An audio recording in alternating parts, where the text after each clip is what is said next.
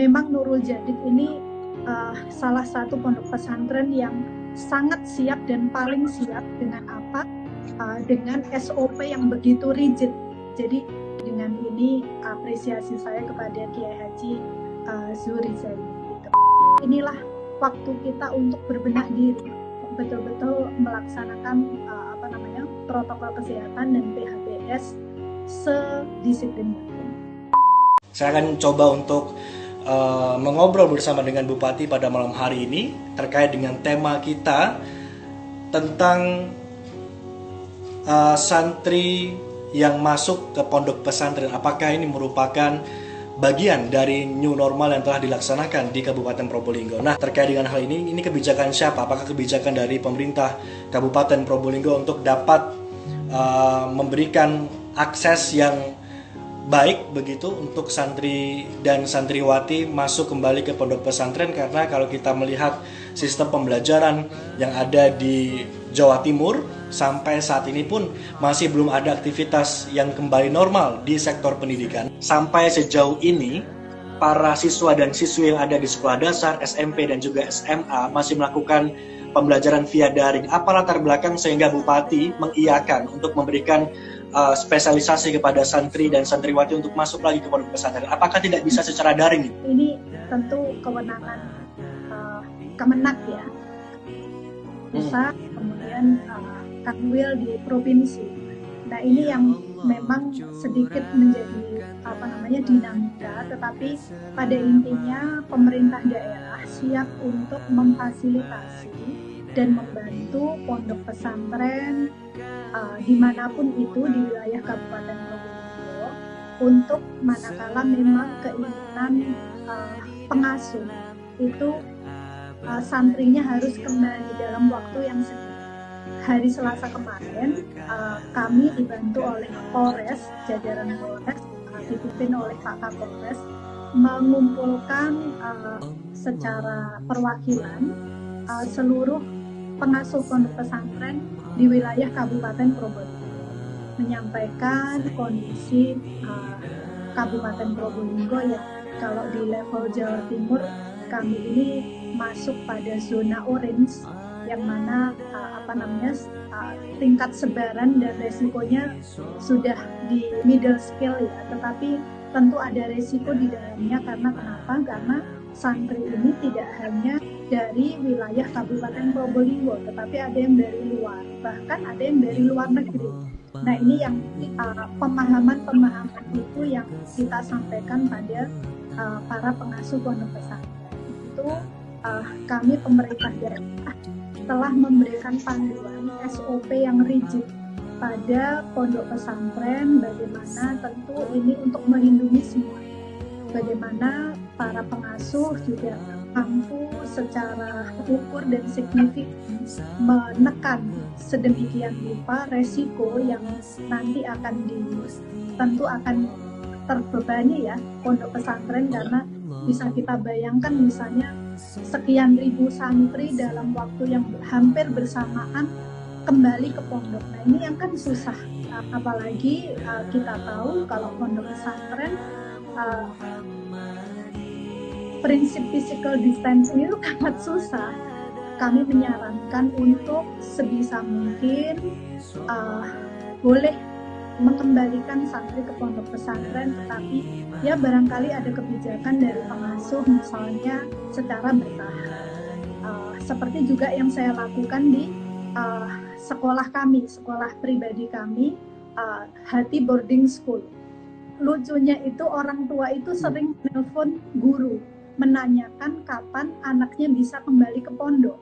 Ini yang memang dinamikanya begitu, Mas. Jadi waktu kemarin kita rapat dengan dewan guru di sekolah kami di Hati Boarding School itu, ya itu salah satu suara yang dikeluhkan oleh para orang tua. Jadi orang tua juga merasa khawatir kalau anaknya terlalu lama di rumah. Tapi sebelum masuk harus melakukan protokol kesehatan, salah satunya kita fasilitasi RDT. Begitu clear RDT non reaktif, baru boleh kemudian masuk ke kamarnya masing-masing. Dan itu pun nggak pesankan pada Dewan Guru, nggak boleh lagi satu kamar. Kalau sebelumnya diisi oleh 4 anak, saya minta 40 anak ini ya sebisa mungkin bagaimana satu anak satu kamar dulu. Begitu 14 hari selesai, dinyatakan clear, tidak ada masalah, kemudian menambahkan santri baru yang dari luar itu. Begitu seterusnya. Nah, termasuk SOP-SOP baru bagaimana mendisiplinkan dan mengawasi betul proses kegiatan keseharian santri ini sehingga betul-betul safe. Apa yang kami sampaikan dan apa yang kami ikhtiarkan itu untuk kebaikan bersama. Satu yang patut kita apresiasi adalah langkah Pondok Pesantren Nurul Jadid. Saya betul-betul menyampaikan terima kasih dari awal. Para pengasuh di Pondok Pesantren Nurul Jadid ini support luar biasa. Jadi dengan ini apresiasi saya kepada Kiai Haji Zuhri Zaini. Awal-awal COVID-19 masuk di Jawa Timur, Pondok Pesantren Nurul Jadid ini menjadi pionir, pondok pesantren pertama yang kemudian langsung memulangkan seluruh santrinya waktu itu. Pun demikian pada proses pengembalian santri ini masuk ke pondok pesantren. Kemarin ada surat masuk permintaan atau pemberitahuan dari Nurul Jadid. Jadi surat pemberitahuan kepada pemerintah itu menjadi sebuah apresiasi tersendiri juga bagi kami.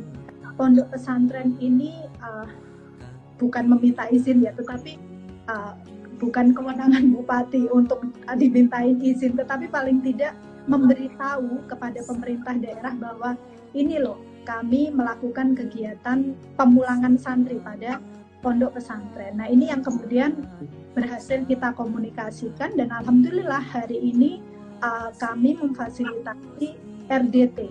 Memang Nurul Jadid ini salah satu pondok pesantren yang sangat siap dan paling siap dengan apa?